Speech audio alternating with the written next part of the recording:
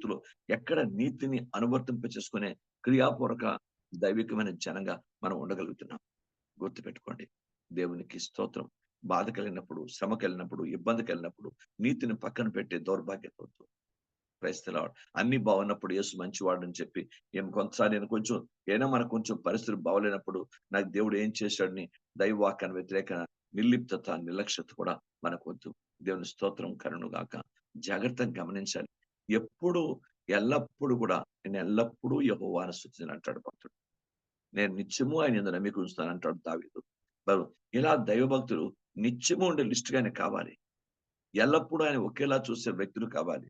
నేను డబ్బు ఉన్నప్పుడు ఓలాగా తుడిపోయి భూమి ఆకాశం చూడకుండా డబ్బు ఉన్నప్పుడు ఓలాగా, డబ్బు లేనప్పుడు ఓలాగా, ఇంట్లో డబ్బు ఉన్నప్పుడు, ఇంట్లో పరిస్థితులన్నీ బాగున్నప్పుడు ఓలాగా, బాగున్నప్పుడు ఓలాగా, ఆయన పిల్లలందరూ మంచి అన్ని పరిస్థితుల్లో ఆరోగ్యంతో, ఆశయంతో, మంచి చదువులు, ఉద్యోగాలు, మంచి అభివృద్ధి ఉంటే వాళ్ళ చిన్న తేడా ఇంట్లో వస్తే మరొకలాగా, ఇలా రకరకాల పరిస్థితులు మన జీవితంలో కలుగుతున్నప్పుడు దేవుని నీతిని గట్టిగా పట్టుకొని, దేవుని నీతిని ఎప్పుడూ మనం ధరించుకుంటూ, మనం నీతిని నువ్వు చేసే దైవిక నీతి నీకే కిరీటంగా అల్లబడినటువంటి పరిస్థితి.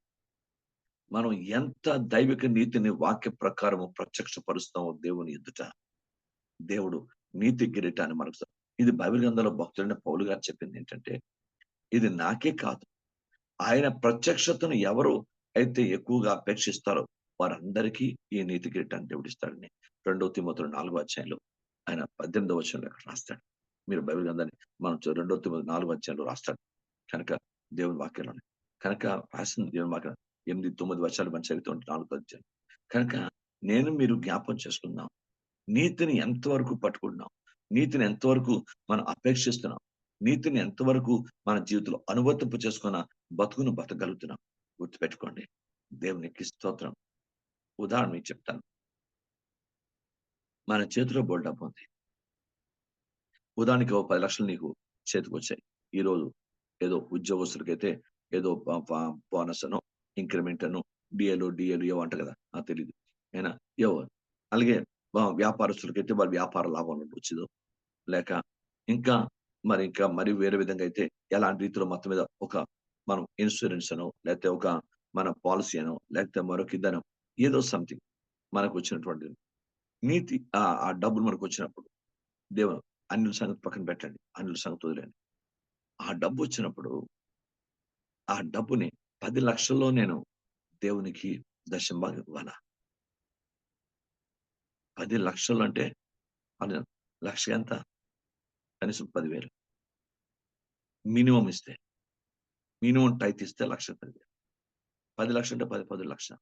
10 లక్షల్లో ₹1,00,000 నేను దేవుడికి ఇచ్చేయాలి అన్న ఆలోచన ప్రారంభం. బైబిల్ గ్రంథం చెప్తుంది. అక్కడే నీతిని కోల్పోతాం. డబ్బు దగ్గర నీతిని కోల్పోతాం. స్త్రీ దగ్గర నీతిని కోల్పోతాం. పురుషుని దగ్గర నీతిని కోల్పోతాం. స్నేహాల దగ్గర నీతిని కోల్పోతాం. తిండి దగ్గర నీతిని కోల్పోతాం.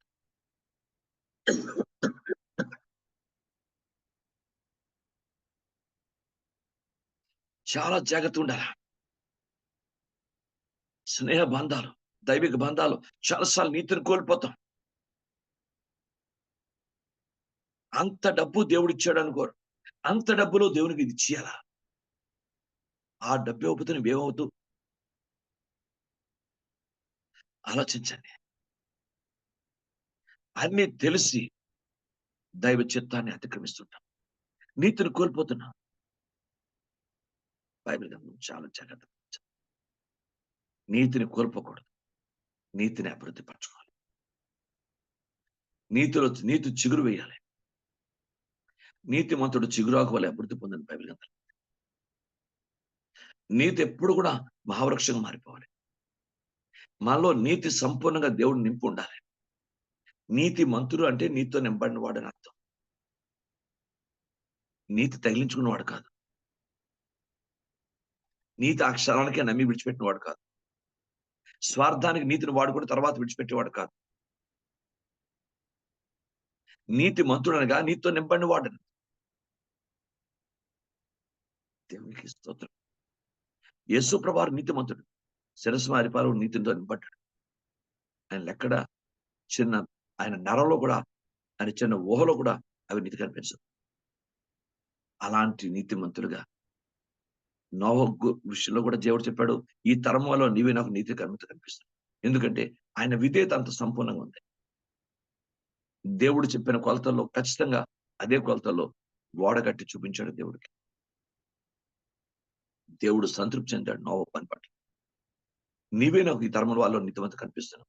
నీ కుటుంబాన్ని కూడా వాళ్ళకి చేర్పించు. అప్పటి వరకు కుటుంబం గురించి మాట్లాడలేదు. నీ కొరకు వాడగొట్టుకో అని చెప్పిన దేవుడు కుటుంబాన్ని ప్రైజ్‌లార్డ్ నీ కుటుంబాన్ని నీ వాళ్ళలోకి చేర్పించు. ఆయన చూపించే నీతి తన కుటుంబానికి బాగా ఆశ్చర్యకరంగా వచ్చింది. ప్రతి భర్త, ప్రతి భార్య చూపించే నీతి నీ పిల్లలకు నీతిమంతునిగా మారుతుందది. నీ పిల్లకి ఎంతో ఆశీర్వాదంగా ఆ నీతి వర్తింపచేయబడుతుంది. ఆ దీవెనలు వర్తింపచేయబడతాయి. జాగ్రత్తగా గమనించాలి. నీతిని చిన్నగా, తక్కువగా ఆలోచనతో ఏదో మనకు చిన్నప్పటి నుంచి తెలుసు కదా! సండే స్కూల్ దగ్గర నుంచి మనం వింటున్నాం కదా! అని నిర్లక్ష్య స్వభావం తగదు. నీతిని ఎప్పుడు కూడా కంప్లీట్‌గా నీతిమంతుడు ఎప్పుడు కూడా పవిత్రుడు చేయబడుతూనే ఉండాలి. ఎక్కడి దగ్గర ఏదో డాగు పడుతూ ఉంటుంది. నీతిమంతుడిలా కంటిన్యూగా నీతిగా ఫుల్‌గా ఎప్పుడు నీతి నింపడుతూ ఉండాలి. జాగ్రత్తగా గమనించండి. ఎలా అయితే గ్యాస్ ఫిల్ చేస్తారో, ఎలాగైతే మన తాలూకా వా వాటర్ ట్యాంకర్‌లో వాటర్ ఫిల్ చేస్తుంటాం ప్రతి దినం. Praise lord. ఎలాగైతే మన జీవితంలో ఆకలుంటే మన కడుపుకి అన్నం తింటామో నిండుగా, ప్రతిరోజు నీతితో నింపడుతూ ఉండాలి. నీతి ఎక్కడ కోల్పోకుండా జాగ్రత్త పడాలి. అయినా నీతిని వస్త్రంగా బైబిల్ గ్రంథంలో ఉంది. కారణం నీతి వస్త్రం అని రాయబడింది. దేవుని స్తోత్రం కలుగును గాక. దేవుని పాదాల దగ్గర జ్ఞాపకం చేసుకోండి. అయ్యా! దేవుని పాదాలు నీతిని మైమరువు అని రాయబడింది. Praise the lord. నీతి కిరీటం అని రాయబడింది. తల మీద పెట్టే నీతి కిరీటం అని కూడా రాయబడింది బైబిల్ గ్రంథంలో స్పష్టంగా ఉంది. పౌలు గారికి ఆ నీతి కిరీటాన్ని దేవుడు ఇచ్చాడు. దేవునికి స్తోత్రం కలుగును గాక. లేకుండా చెప్తుంది నీతి లేకుండా ఏమీ జరగదు. అంతేకాదుట భక్తుడు ఒక్క నీతినే కాదు, నీతి న్యాయాలు యెహోవా సింహాసనానికి ఆధారం. యోబు దగ్గర ఉన్న మరొక పవిత్రమైనటువంటి అద్భుతమైన గుణం ఏంటంటే, అతడు న్యాయమైన తన ప్రవర్తన ఉంది. అతడు న్యాయంగా నా న్యాయ ప్రవర్తన నాకు వస్త్రం అన్నాడు. ఒక్కదానితోనే ఆపేస్తే అది వేరే సంగతి. నీతితోనే ఆపేస్తే వేరే సంగతి. కానీ నీతి న్యాయాలు 2 ఉన్నాయి. జెరుబ్బాబెలు చేతిలో నీతి న్యాయాలు ఉన్నాయి. దేవునికి స్తోత్రం కలుగును గాక. అందుకే దేవుని సింహాసనానికి వాళ్ళందరూ దైవస్థమైన రాజ్యానికి పాత్రులైనారు. బైబిల్ గ్రంథం ఉంది. ఎక్కడ కూడా దేవుడు యోబు అంటాడు, నా న్యాయము నాకు వస్త్రంగా అయింది. నా న్యాయము అది పాగా కూడా అయిపోయింది. దేవుని స్తోత్రం. బైబిల్ గ్రంథంలో అద్భుతమైన విషయాలు ఉన్నాయి పాగా గురించి. దేవునికి మహిమ కలుగును గాక. అంటే ఒక్కసారి నేను దాన్ని చెప్పడానికి మళ్ళీ నేను నెక్స్ట్ ప్రభు చిత్తమైతే రేపు దాన్ని నేర్చుకుందాం. అయినా పాగా నా న్యాయము నాకు బాగా అయిందంటాడు భక్తుడు యోబు గారు. దేవుని స్తోత్రం. ఆలోచిద్దాం ఈరోజు తండ్రి పాదాల దగ్గర. అయ్యా! న్యాయాన్ని ధరించుకునే వ్యక్తిగా ఉన్నావా? న్యాయాన్ని వస్త్రంగా ధరించుకునే వ్యక్తి చాలా మంది న్యాయాన్ని వింటారు. కొంతమంది న్యాయం చేస్తారు. అన్నిట్లో కాదు కొన్ని విషయాల్లోని. నాయనా ఇలాగ మనం ఆలోచించండి. న్యాయాన్ని వస్త్రంగా ధరించుకోవడం చిన్న విషయమా? ప్రతిరోజు దేవుడు కనపడాలి, మనిషికి కనపడాలి. కుటుంబానికి కనపడాలి. తన సొంత వారికి కనపడాలి. తనకే కనపడాలి. ఎప్పుడూ న్యాయం వస్త్రంగా ఉంటే ఉంటుంది అలాగా. జాగ్రత్తగా గమనించండి. దేవునికి స్తోత్రం. ఎక్కడైనా న్యాయంలో చిన్నది ఇటువంటి తేడా ఉంటే వెంటనే దాన్ని సరిచేసుకొని న్యాయాన్ని మళ్ళా వస్త్రంగా ధరించుకోండి. అంటే న్యాయాన్ని వస్త్రంగా ధరించుకున్నాడు. న్యాయాన్ని ఆ! నీతిని వస్త్రంగా నీతి న్యాయములు 2 ఎప్పుడూ ధరించుకుంటున్నాడు యోబు. అందుకే రెట్టింపు సన్మానానికి, రెట్టింపు ఆశీర్వాదానికి, రెట్టింపు సమృద్ధి జీవితానికి అతడు వారసుడైనాడు. అతని పిల్లలు, అతని కుటుంబం, అతని భార్య సైతం సమృద్ధిగా దేవుడు దీవించడానికి కారణం ఏంటంటే యోబు నీతి, యోబు యొక్క న్యాయం. కుటుంబంలో మనకు న్యాయం ఉందా? బైబిల్ గ్రంథంలో దేవుని యొక్క వాక్యం చెప్తుంది. న్యాయము కనిపించట్లేదట దేవుడికి. Praise the lord. లేఖనం చెప్తుంది. నా సొంత మాట నేను చెప్పను. బైబిల్ గ్రంథంలో రాయబడింది. న్యాయము లేకపోవుట యెహోవా చూచెను. యెస్. సత్యము లేకపోవుట యెహోవా చూచెను. సంరక్షకుడు లేకపోవుట యెహోవా చూచెను. ఇవన్నీ యెషయా గ్రంథంలో ఉన్నాయి. దేవుని పాదాల దగ్గర ఒకసారి ఆలోచించండి. నా కుటుంబంలో నేను న్యాయంగా ఉండాలా? తోటి వారికి న్యాయం చేయాలి. అలా కృప నాకెప్పుడు ఇవ్వండి ప్రభా. నా జీవిత కాలం అంతా నేను న్యాయంగా బతకాలి. తోటి వారికి నేను న్యాయం చేయాలి. ప్రయత్నిస్తున్నాడు. నేను అలాంటి బతకడానికి నీ కృప నాకు దయచేయి. ఎందుకంటే నీతి న్యాయాలు 2 కూడా నాకు కావాలి. ఎందుకంటే అది దేవుని వాక్యం మట్టపు గుండు దేవుడు పోల్చాడు. దేవుని స్తోత్రం కనుక జాగ్రత్తగా దేవుని పాదాల దగ్గర అర్థం చేసుకుందాం. ప్రభా దేవుని బైబిల్ గ్రంథంలో దేవుని వాక్యంలో చాలా అద్భుతమైన మాట రాస్తాడు. దేవుని వాక్యంలో ఏంటంటే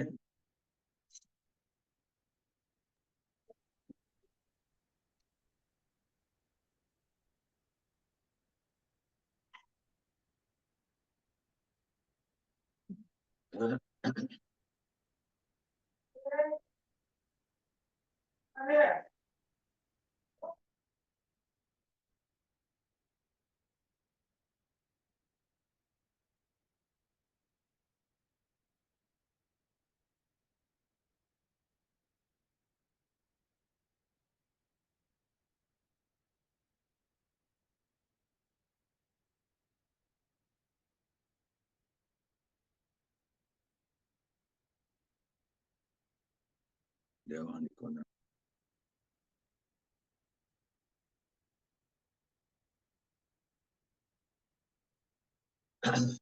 అపోస్తలుడు కొరింథీ గ్రంథం అనుకుంటాను. కొరింథీ గ్రంథంలో ఓ మాట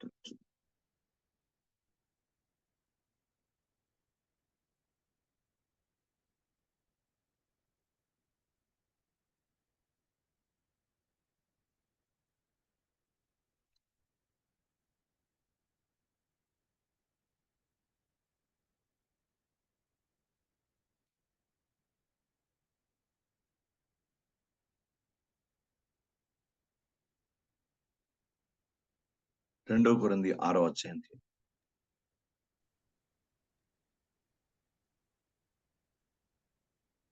7-8 వచనాలు చూడండి. సత్యవాక్యం చెప్పుట వలనను దేవుని బలము వలనను కుడి ఎడమల నీతి ఆయుధములు కలిగి నీతి వస్త్రం మాత్రమే కాదు, నీతి మహిమనువే కాదు, నీతి కిరీటం అది కాదు, నీతిని ఆయుధంగా చెప్పాడు. దేవునికి స్తోత్రం. ఒక వ్యక్తి క్రైస్తవుడు జయించి తీరాలంటే నీతిని కలిగి జయించాలి. దేవునికి మహిమ. వాని జీవితంలో కుటుంబాన్ని గాని, సంఘంలో గాని, సమాజంలో గాని జయించు జీవితం కావాలి అంటే నీతిని కలిగి మాత్రమే మనం నీతి ఆయుధంతో మాత్రమే జయించాలి. అందుకే కుడిమి ఎడమల నీతి ఆయుధం కలిగి అని అన్నాడు పౌలు గారు. దేవునికి స్తోత్రం. చిన్న సంగతి కాదు ఇది. Praise God. ఇది లోతైనటువంటి ఆత్మీయ సత్యం ఇది. కానీ దేవా నీతిని ఆయుధంగా ధరించుకోవాలి. Praise god. భక్తుడు నీతిని, యేసు ప్రభువారు నీతిని ఆయుధంగా ధరించుకున్నాడు. నీతిని ప్రేమించాడు, నీతిని గణపరిచాడు, నీతికి వస్తున్న ప్రాధాన్యత ఇచ్చాడు ఆయన. అందుకే ఆనంద తైలముతో నీ చెలికారు అందరికంటే నేను ఆనందంతో అభిషేకిస్తాను లేఖనందరికీ దేవుడు వాగ్దానం చేశాడు. కనుక దేవుని బిడ్డ నీతిని ఎంతవరకు కుటుంబంలో, వ్యక్తిగతంగా, సంఘపరంగా, దేవుని వాక్యానుసారంగా నీతి న్యాయాల్ని ఎంతవరకు మన జీవితంలో అనువర్తింపు చేసుకునే వారిగా ఉంటున్నాం. ఈ రోజు తండ్రి పాదాల దగ్గర ప్రార్థన చేసుకొని, ప్రభా నిజమే నువ్వు ఇచ్చిన వస్త్రాలు ఉన్నాయి, భోజనం ఉంది, నువ్వు ఇచ్చిన మంచి ఇల్లు ఉన్నాయి, నువ్వు ఇచ్చిన కృపను బట్టి మాకు అన్నపానాలు అన్ని ఇచ్చావు. నీతిని వస్త్రంగా ధరించుకున్నంత దైవిక నీతి పరిపూర్ణతలో నడిపించండి. మమ్మల్ని నీతిలో సంపూర్ణులుగా చేపడతా మీరు ప్రార్థించవలసిన ఆవశ్యకత. నీతిని మా కుటుంబాల్లో, మా పిల్లలు, భార్య భర్తలో నీతిని సంపూర్ణత కలిగి ఉండాలయ్యా. నీ తప్పి జీవిస్తే గతి తప్పిన జీవితం అయిపోతుంది, మతి తప్పిన జీవితం అయిపోతుంది. నీతిని కోల్పోకూడదమ్మా, నీతిని కోల్పోకూడదయ్యా. నీతిని ఎప్పుడు కూడా మాక్సిమం నీ జీవితంలో ఎప్పుడు ఎక్కువ అభివృద్ధి పరచుకుంటూ ఉండాలి. Praise God. నీతిని ఎప్పుడు కూడా దేవునికి మహిమ కలుగుతాక. అందుకే నేను కూడా, మీరు కూడా కొరింథీ గ్రంథంలో మరో మాట కూడా ఉంది, నేను చదివానండి. పరిశుద్ధ దేవుడు దాన్ని జ్ఞాపం చేస్తున్నాడు మాట. చూస్తాను ఒకసారి ఆ మాట నేను చదివి కరెక్ట్ కాదు. మొదటి కొరింథీ తీయండి. మొదటి కొరింథీ రాసిన పత్రికలోనే నేను చదివాను. చూద్దాం. మొదటి కొరింథీ 15వ అధ్యాయం 33-34 వచనాలు. దుష్ట సాంగత్యము మంచి నడవడిని చెరుపును. ఉమ్, నీతి ప్రవర్తన గలవారే మేల్కొని పాపం చేయకుడి. దేవుని గూర్చిన జ్ఞానము కొందరికి లేదు. మీకు సిగ్గు కలిగేట్లు చెప్పుచున్నాను. చూసారా పౌలు గారు రాస్తున్నాడు ఇంత స్పష్టంగా. దుష్ట సాంగత్యము మంచి నడవడిని పాటు చేస్తుంది. చూడు, నీతి ప్రవర్తన గలవారే. దేవుని స్తోత్రం. నీతిమంతుడు పూర్తిగా నీతి కొనసాగించాలంటే, నీతిని కలిగి ఉండాలంటే నీతి గల ప్రవర్తన ఉండాలి. Praise God. న్యాయ ప్రవర్తన ఎలాగైతే భక్తుడు యోబు గారు చెప్పారో, నేను న్యాయముగా ప్రవర్తిస్తున్నాను, ఆ ప్రవర్తన నాకు వస్త్రంగా అయింది.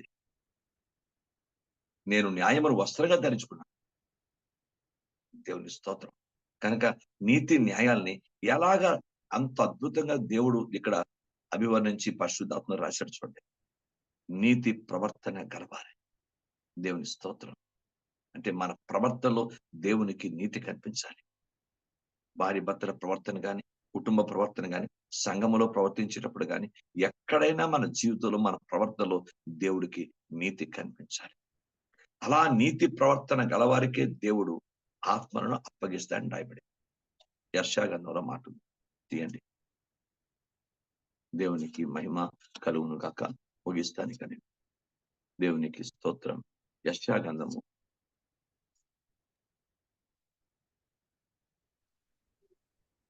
40 నా తండ్రి నీకు స్తోత్రమయ్యా.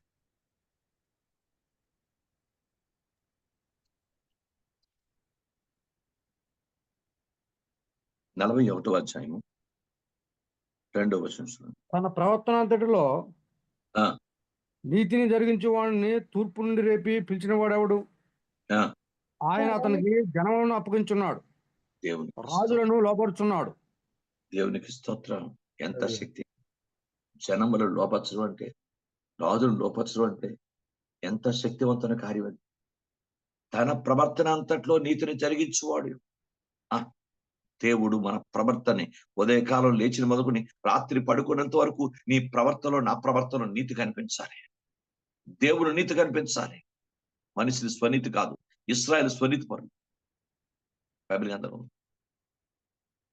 వాళ్ళు తమ స్వంత నీతిని స్థాపింపబోరుకున్నారని రోమీయుల రాసిన పత్రికలో రాస్తాడు. దేవుని నీతి ఏమైంది? దేవుని నీతి ఏంటి?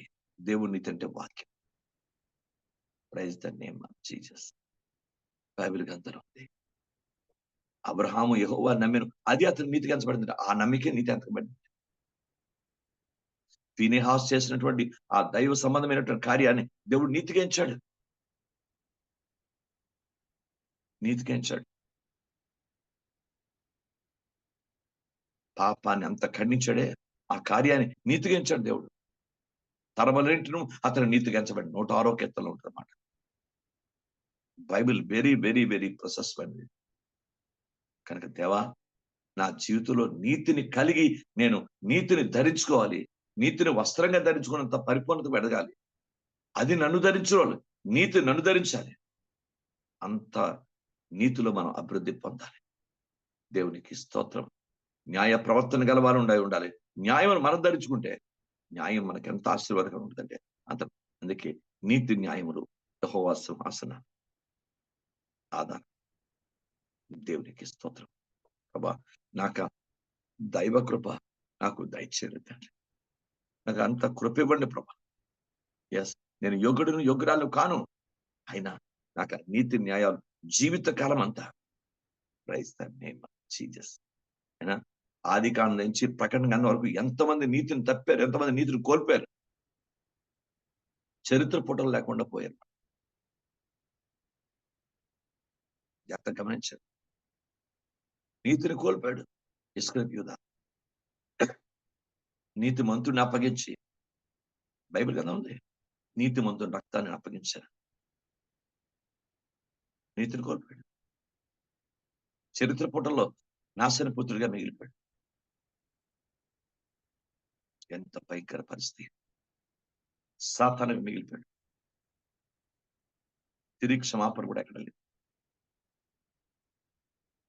ప్రతి ఒక్కటి కూడా మన క్రియల్లో, మన బ్రతుకులో, మన కుటుంబంలో, మన భార్య పట్ల, మన భర్త పట్ల నీతిని జరిగించే విధానం, మన పిల్లల పట్ల నీతిని జరిగించే విధానం, మన కుటుంబంలో నీతిని జరిగించే విధానం. మా చింతల్లి, డాడీ మీరు మాకు న్యాయం చేయాలి కింద. దాని సంగతి తెలుసు కదా మీకు, చాలా సూటిగా ఉంటుంది. ఎందుకు అలా దెబ్బతీసి అలా దెబ్బతీస్తే మేము దెబ్బతీస్తాం.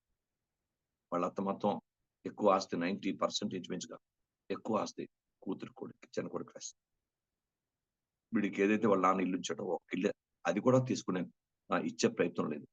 అది ఎప్పుడో చచ్చిపోయిన తర్వాత చూద్దాం అనేస్తుంది. ఈ రోగాలు దోచేస్తారని తెలియదు. దేవుడికి తెలుసు న్యాయం నీతి. అక్కడ దెబ్బతింది రాజమండ్రిలో.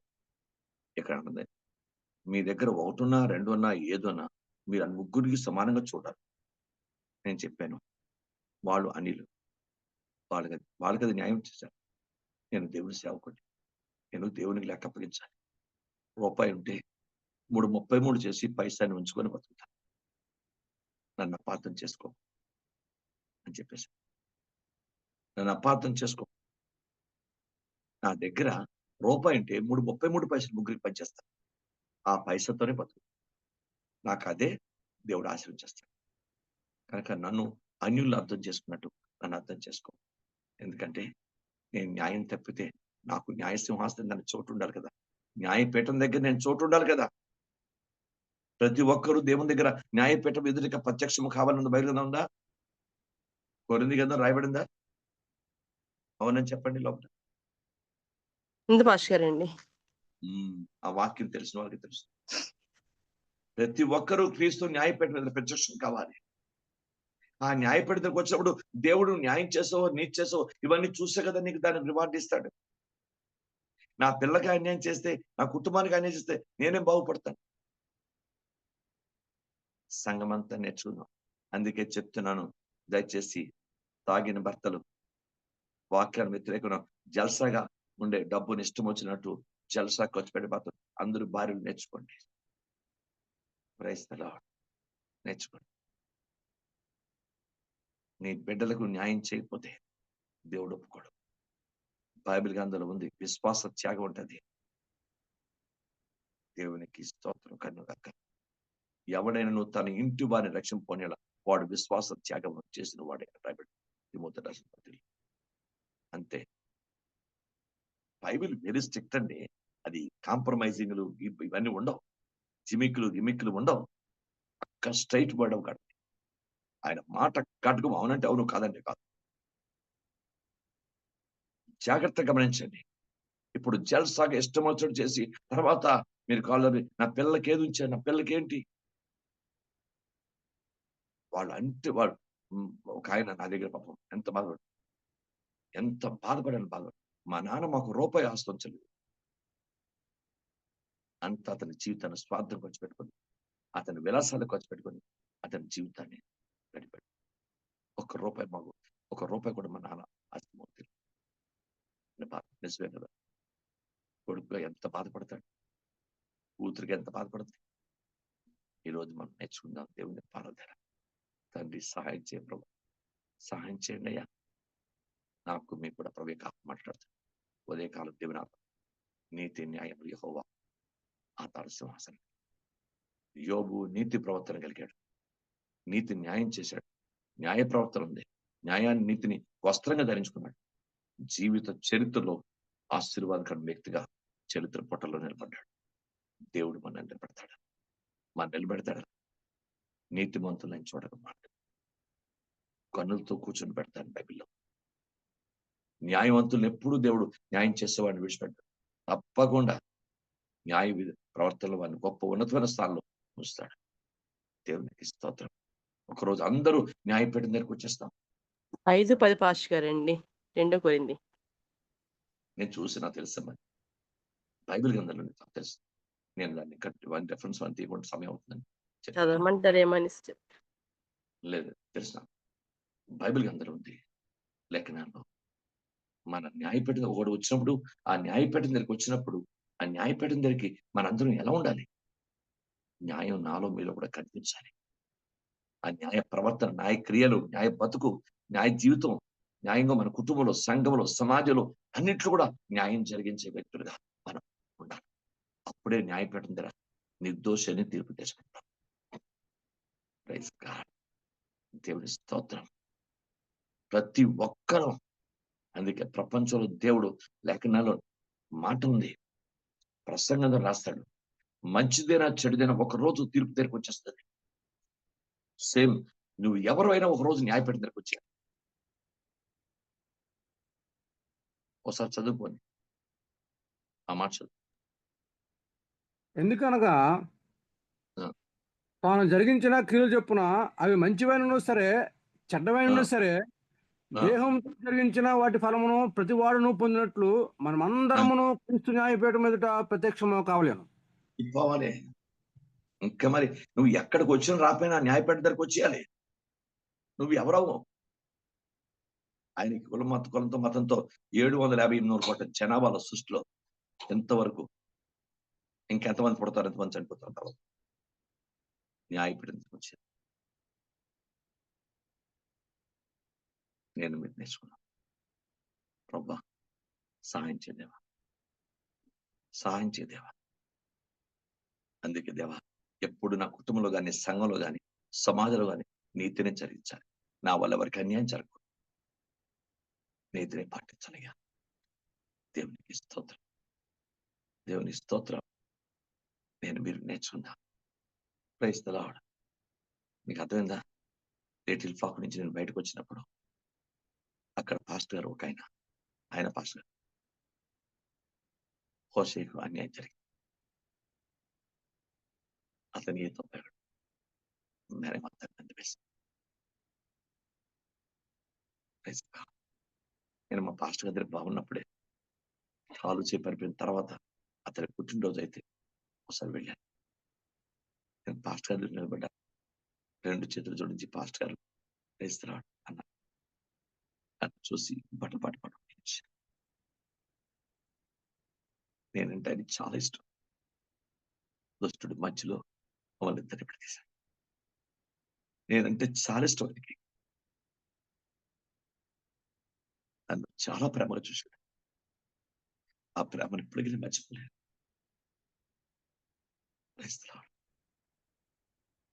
బైబిల్ చెప్తుంది, మనిషి న్యాయాన్ని, మనిషి మంచితాన్ని పొడుగు చేసుకున్నా. దేవుడి స్తోత్రం. ఆకు మీకు కూడా నీతి న్యాయాలు ఇప్పుడు ఉండాలి. కుటుంబంలో, సంఘంలో. నేను అందుకే అంటాడు, ప్రతి భర్త భార్యకు బిడ్డకు న్యాయం చేయండి. ప్రతి భార్యని భర్తకు బిడ్డలకు న్యాయం చేయండి. సంఘంలో ప్రతి కుటుంబం న్యాయం నీతి కలిగి ఉంటే అదే మన గొప్ప దీవెన. మన కుటుంబం, మన సంఘము పిల్లదైపోయే సంఘం లాగా దేవునికి మహిమ సంఘం నిలబడుతుంది.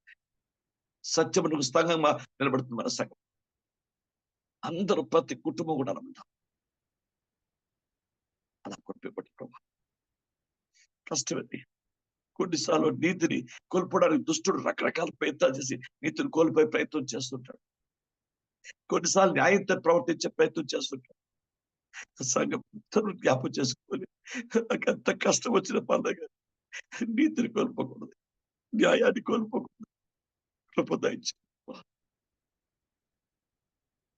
ప్రార్థన చేసుకుంటాను. నీతిని వస్త్రంగా ధరించుకున్నట్ట యోగు, అది తను ధరించింది. న్యాయాన్ని వస్త్రంగా ధరించుకున్నట్ట న్యాయం అతనికి ఎంతో అద్భుతంగా చేస్తుంది. నీతిని బైబిల్ గ్రంథంలో ఉంది. నీతి న్యాయాలు బైబిల్ గ్రంథంలో ఎంత విలువైన పదాలు అంటే అంత బరువైన పదాలు. Very very powerful words. తండ్రి ప్రార్థన ప్రభా ఏం మాట్లాడాలి తండ్రి ఈరోజు? దేవుని ఆత్మ పరిశుద్ధాత్మ తండ్రి ప్రేరేపించాడు. ఇగో ఈ విషయాలు ప్రార్థన చేసుకున్నాను. తండ్రి నన్ను కరుణించు నాయన, నన్ను కరుణించు నాయన. జీవితకాలం అంతా నీతి న్యాయాలు చేసే గొప్ప మంది కుటుంబంలో కానీ, సంఘంలో కానీ, సమాజంలో కానీ ఎక్కడ నేను నీతి తప్పకూడదు. రక్త సంబంధుల మధ్య, బంధుమిత్రుల మధ్య, స్నేహితుల మధ్య ఎక్కడ నీతిని కోల్పోకూడదు. ఈవెన్ అన్ని జనం మధ్య కూడా నేను నీతిని కోల్పోకూడదు, న్యాయాన్ని. నన్ను న్యాయవంతునిగా, నీతివంతునిగా దీవించు తండ్రి అని ప్రతి ఒక్కరు ప్రార్థన చేయండి. ఎవరి మట్టు వాడు ప్రార్థన చేసుకోండి. మనం ఎవరినెవరిని విమర్శించుకోలేం. తీర్పు తెచ్చుకోవడది. దేవుడు మనం చూస్తున్నాడు. సాధించేదేమో ప్రతి ఒక్కరు ప్రార్థన చేసుకో.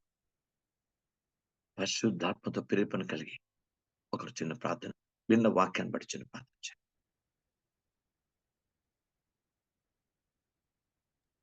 పరిశుద్ధుడ, ప్రేమ గల నా ప్రియ పరలోక తండ్రి, మీ పాదాలకు వందనాలైనా. జవాబు తండ్రి, సృష్టికర్త దేవా, మీ పాదాలకు వందనాలు. మీ ప్రియకుమారుడు, మా రక్షకుడు, మా కాపరి, మా ప్రభు, మా రాజు అనే యేసుక్రీస్తునామములో ప్రార్థన చేస్తున్నాను. ప్రభు దేవా, నైనా ఉదయకాల సమయంలో ప్రభా మీ పాదసన్నిధిలో బిడ్డలు చేసిన ప్రార్థన ఆలకించారు ప్రభా. ఆరాధన మహిమ పొందారు. లేఖనం ద్వారా మాతో మాట్లాడారు ప్రభా. యోబు యొక్క నీతిని మీరు మాకు తెలిపినారు ప్రభా. యోబు అంత నీతిమంతుడు ఎవరు లేరని మీరు కితాబు ఇచ్చారు ప్రభా. అవును ప్రభా, యోబు గారు ప్రభా నైనా మరి ఆ నీతిని వస్త్రంగా ధరించుకుని ప్రభా నైనా ఉండగా అది నీతి ఆయన ధరించింది ప్రభా. అవును ప్రభా, నీతికి నిర్వచనం మీరే కదా ప్రభా. మీరు నీతిమంతుడు కాబట్టి ప్రభా. అయ్యా నేను ఆ నీతిమంతుడు పిలాతు కూడా చెప్పాడు, ఆ నీతిమంతుడు అని చెప్పేసి పిలాతు కూడా అయ్యా అనుజనులు కూడా అందరూ కూడా నేను ఒప్పుకున్నారు ప్రభా. నీతికి నిర్వచనం మీరే కాబట్టి ప్రభా. యోబు అయ్యా అంటూ నీతిని మాకు అనుగ్రహించడం ప్రార్థన చేస్తాం. ఏ రీతిగా యోబు అయితే నీతిని కలిగి ఉన్నాడు ప్రభా, అటువంటి నీతి మేము కలిగి ఉండాలి ప్రభా. ఎందుకంటే నీతిని మా జీవితంలో నదిలో ప్రవహింపజేసుకోవడానికి కృప తెచ్చండి. నీతిని మేము వస్త్రంగా ధరించుకోవాలి ప్రభా. నాయన నీతిని హృదయంలోను మనసులో నీతి ఉంచుకోవాలి ప్రభా.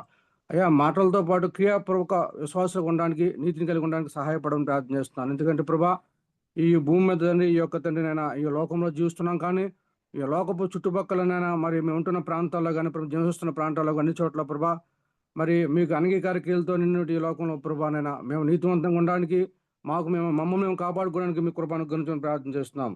నీతిమంతులుగా ఒక ఉదాహరణగా మేము ఉండాలి ప్రభా. ఎందుకంటే నిర్వచనము, అర్థము నీతికి మీరే కాబట్టి ప్రభా, మేము ఉదాహరణగా ఉండడానికి మీ సహాయం దయచేయమని ప్రార్థన చేస్తున్నాం. అయ్యా దుష్ట సాంగత్యం నుంచి మాకు విడుదల దయచేయండి ప్రభా. దుష్ట సాంగత్యం తండ్రి నాలో మూల ఎవరికి ఉన్నా సరే అది తీసివేసి ఆ సాంగత్యం దూరపరచమని ప్రార్థన చేస్తాం తండ్రి.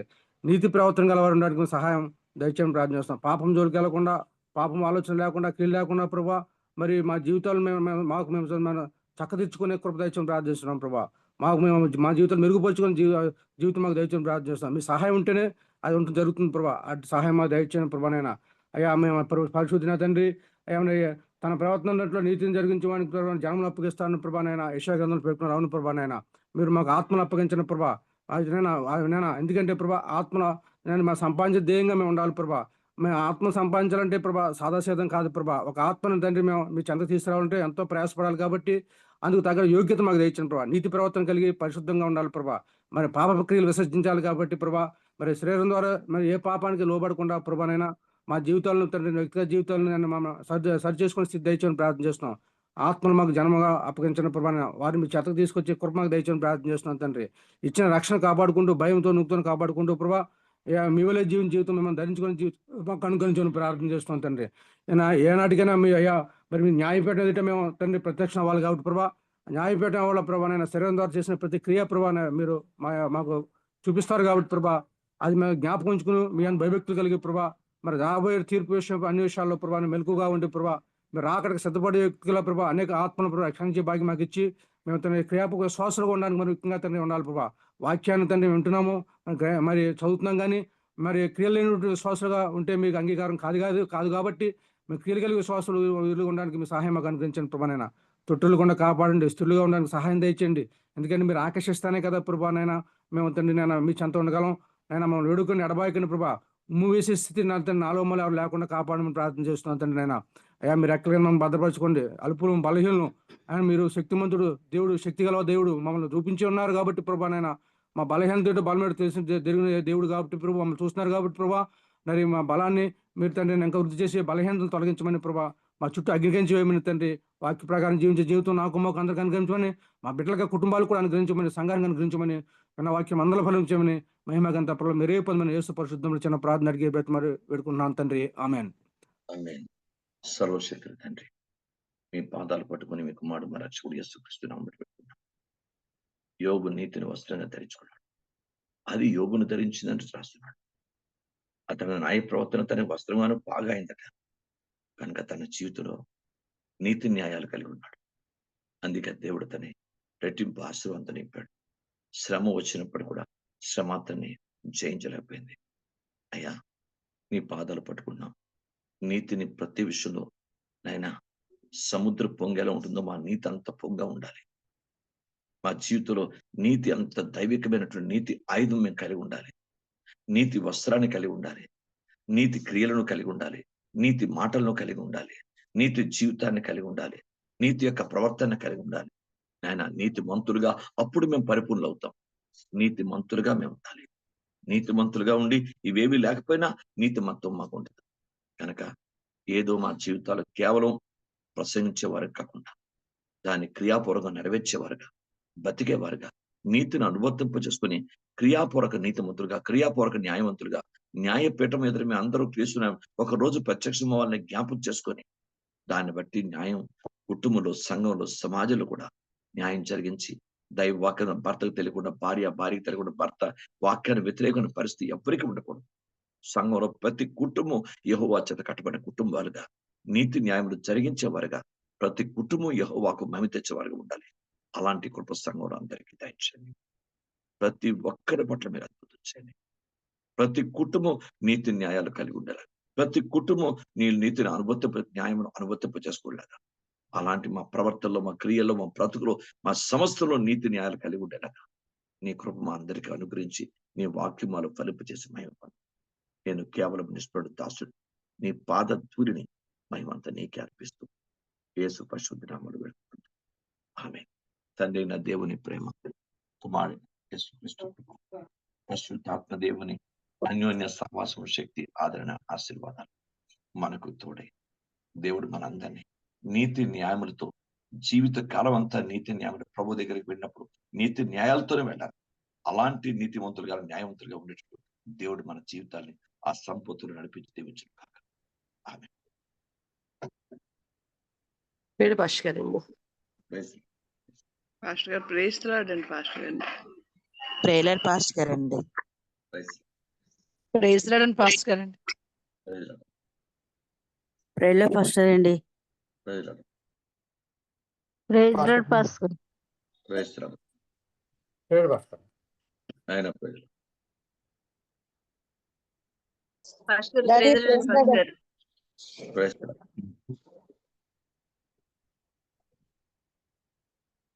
ప్రైజ్ లార్డ్ పాస్టర్ గారు. ప్రైజ్ ప్రైజ్ లార్డ్ చాలా పాస్టర్ గారు. ప్రైజ్ చాలా సమయం ప్రైజ్ లార్డ్ పాస్టర్ గారు. ప్రైజ్